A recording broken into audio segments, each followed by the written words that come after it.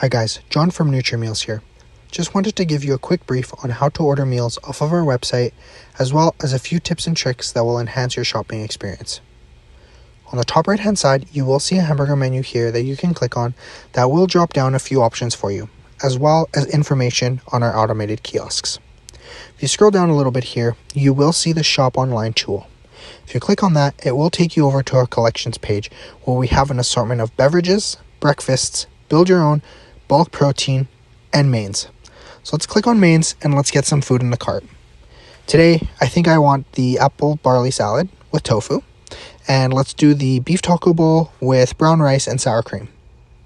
From there, you can either go straight to the checkout or you can click on any photo and it will bring up the nutritional values and or the ingredients that we use.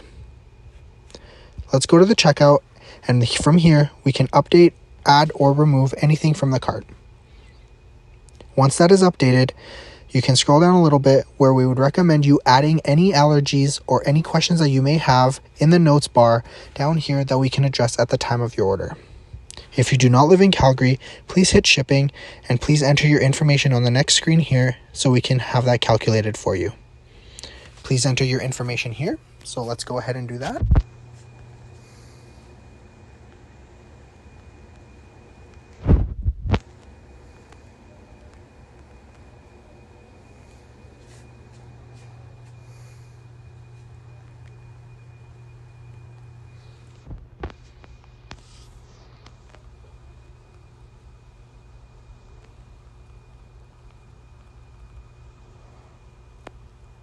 Once that is all completed, it will take you over where you can review your order summary as well as the shipment and taxes.